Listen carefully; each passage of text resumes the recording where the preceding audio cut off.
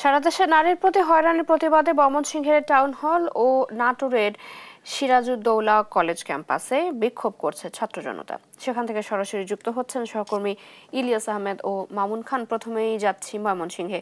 ইলিয়াস, কি পরিস্থিতি দেখছেন সেখানে জানাবেন। সকাল থেকেই কিন্তু বৈষম্য বিরোধী ছাত্র আন্দোলনের ব্যানারে কিন্তু সাধারণ শিক্ষার্থীরা ময়মনসিংহ নগর টাউন হলে জড়ো হয়েছেন।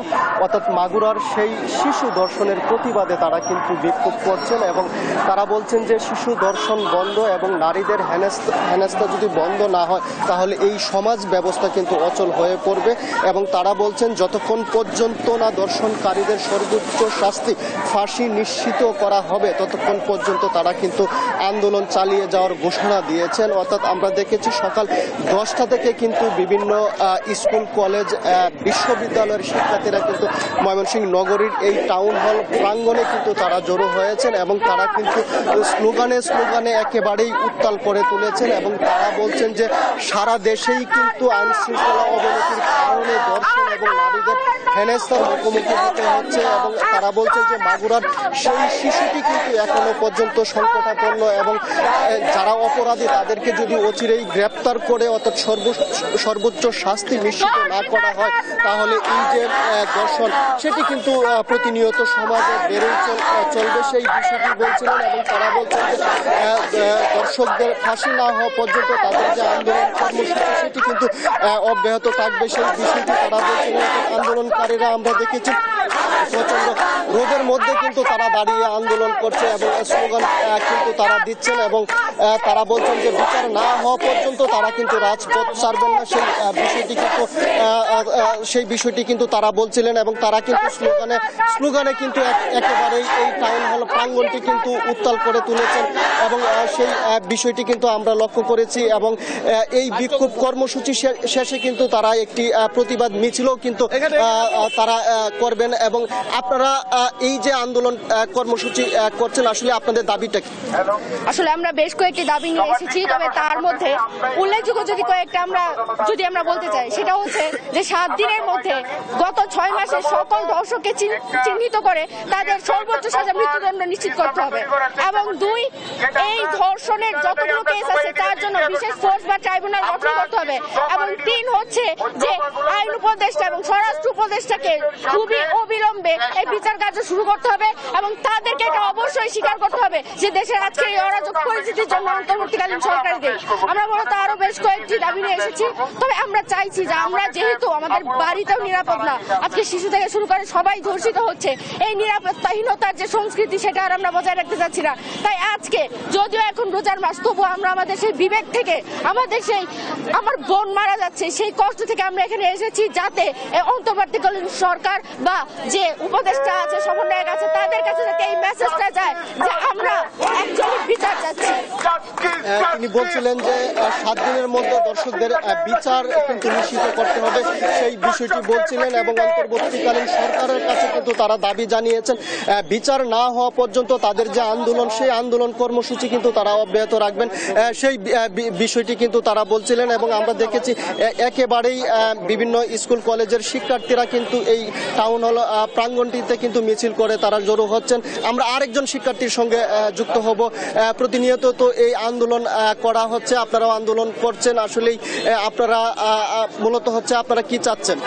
আসলে আমরা চাচ্ছি ধর্ষকদের দৃষ্টান্তমূলক শাস্তি, এমন শাস্তি তাদেরকে দেওয়া হোক যেটা দেখা পরবর্তী সময়ে যারা ধর্ষণের বিষয়ে চিন্তা করবে তাদের জন্য আত্মা পর্যন্ত কাঁপে উঠবে।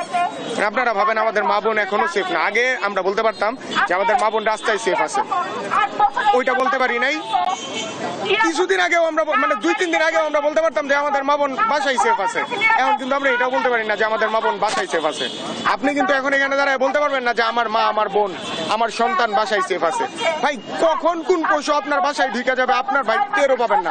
আপনি তো নিউজ কভার করতেছেন, আপনারা পারবেন না তো ইন থেকে গিয়ে আপনার ফ্যামিলি মেম্বারদেরকে বাঁচাইতে।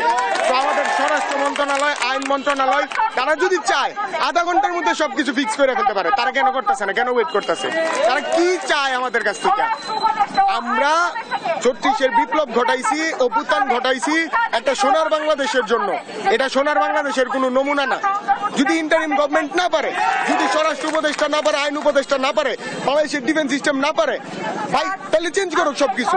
স্বরাষ্ট্র উপদেষ্টাকে চেঞ্জ করা হোক, আইন উপদেষ্টাকে চেঞ্জ করা হোক। আমরা চাই সেফটি, নারীদের সেফটি, আমাদের সেফটি। ভাই নারীরা চলতে পারতেছে না, হত্যার শিকার হইতেছে, ধর্ষণের শিকার হইতেছে। ভাই আপনি যে ক্যামেরাটা দিয়ে ভিডিও করতেছেন, এই ক্যামেরাটা নিয়ে কিন্তু আপনিও রাত 12টার পরে যাওয়ার আগে ভয় পান।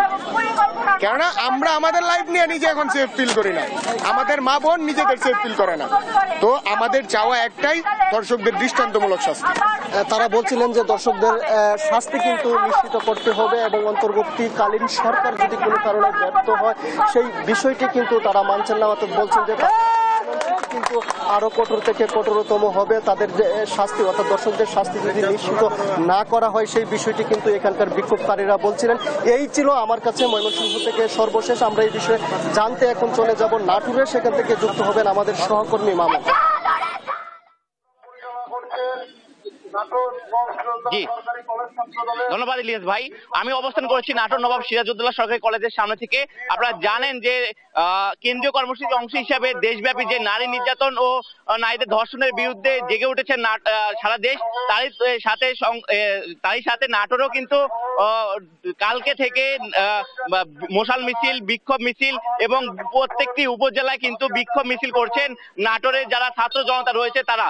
তারই সাথে আজকে নবাব সিরাজউদ্দৌলা সরকারি কলেজের সামনে থেকে নবাব সিরাজউদ্দৌলা সরকারি কলেজ ছাত্র দলের আয়োজনে একটি মানববন্ধনের আয়োজন করা হয়। আমরা যদি দেখানোর চেষ্টা করি যে মানববন্ধনের আয়োজন করেছে এবং তারা সেখানে কিন্তু বক্তব্য রাখছিলেন। আমরা দেখানোর চেষ্টা করছিলাম দেশব্যাপী নারীদের বিরুদ্ধে সহিংস নিপীড়ন, ধর্ষণ, অনলাইন হেনস্থা এবং আইন শৃঙ্খলার পরিস্থিতির সার্বিক অবনতি ও বিচারহীনতার প্রতিবাদে মানববন্ধন কর্মসূচি অংশ নিয়েছেন নাটোর নবাব সিরাজউদ্দৌলা সরকারি কলেজ ছাত্র দল।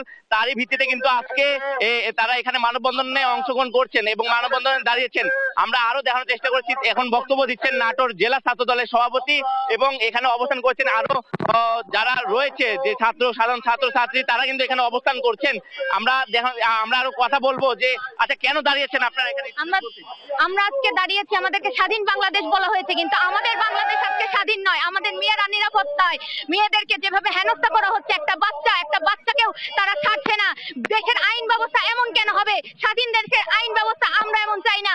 আমরা চাই স্বাধীন দেশের আইন ব্যবস্থা হবে স্বাধীনদের মতো, যেখানে নারী পুরুষ সকলে সমানভাবে অংশগ্রহণ নিতে পারবে। কিন্তু আমরা তা পাচ্ছি না। সব ক্ষেত্রে নারী পুরুষের বাধা সৃষ্টি করা হচ্ছে যে তুমি মেয়ে, তুমি কেন যাবা, তুমি মেয়ে, তুমি কেন এই কাজ করবা। কিন্তু আমরা চাই সমান অধিকার, আমরা চাই মেয়েরা যেন কোথাও হেনস্থা না হয়। তাই আজকে আমরা এখানে দাঁড়িয়েছি। আর আমরা চাই 7 দিনের মধ্যে প্রতিটা ধর্ষকের বিচার দেওয়া হোক। আর প্রতিটা ধর্ষক ধরার সাথে সাথে ফাঁসি না দিতে আপনার ক্রস ফায়ার দিন, আমরা ফাঁসি হতে দিন, আপনার ক্রস ফায়ার দিন, যাতে নেক্সট ডে কেউ এই ভুলটা করার সাহস না পায়। ধন্যবাদ আপনাকে। আমরা কথা বলছিলাম যারা আজকে মানববন্ধন দাঁড়িয়েছে তাদের সাথে কথা বলছিলাম এবং তারা কিন্তু বিভিন্ন ধরনের ব্যানার ফেস্টুন নিয়ে তারা বলছিল যেন 7 দিনের মধ্যে এই যারা ধর্ষক রয়েছে এবং নারী হেনস্থাকারী রয়েছে তাদের যেন বিচারের আওতায় আনা হয়। এবং তারা কিন্তু আরো আমাদেরকে জানাচ্ছিলেন এবং এখানে আরো অবস্থান করছেন যে নাটোর নবাব সিরাজউদ্দৌলা সরকারি কলেজ ছাত্র দলের যিনি সভাপতি রয়েছেন তিনি দাঁড়িয়েছেন। আজকে কেন দাঁড়িয়েছেন আজকে আপনারা? আজকে আপনারা জানেন সারা দেশব্যাপী নারীদের প্রতি সহিংসতা, নির্যাতন, ধর্ষণ, আইন শৃঙ্খলা পরিস্থিতির অবনতি, বিচারহীনতার প্রতিবাদে আজকে আমরা এখানে দাঁড়িয়েছি। ধন্যবাদ। আমরা কথা বলছিলাম যে তারা কিন্তু বিভিন্ন ধরনের কথা আমাদেরকে বলছিলেন এবং তারা বলছিল যে 7 দিনের মধ্যে যেন এই 7 দিনের মধ্যে যেন তাদের যে ধর্ষকরা রয়েছে তাদের যেন বিচার করা হয়। এবং তারা আরো বলছিলেন যে দেশের এই পরিস্থিতির জন্য এবং আইন শৃঙ্খলা অবনতির জন্য তারা কিন্তু আরো কঠোর আন্দোলনে যাবেন বলে আমাদেরকে জানায়। এবং কেন্দ্রীয় যে কর্মসূচির অংশ হিসেবে নারীদের বিরুদ্ধে সহিংস নিপীড়ন, ধর্ষণ, অনলাইনে হেনস্থা এবং আইন শৃঙ্খলা পরিস্থিতির সার্বিক অবনতি ও বিচারহীনতার প্রতিবাদে মানববন্ধন করছেন নাটোর নবাব সিরাজউদ্দৌলা সরকারি কলেজের সামনে থেকে। এবং আজকে কিন্তু তারই ধারাবাহিকতায় সারা বাংলাদেশে চলছে এই কর্মসূচি। জি আমরা এতক্ষণ জানার চেষ্টা করছিলাম এখান নাটোর নবাব সিরাজউদ্দৌলা সরকারি কলেজের সামনে থেকে সর্বশেষ জানার চেষ্টা করছিলাম। ধন্যবাদ চৈতি। মামুন, ধন্যবাদ আপনাকে।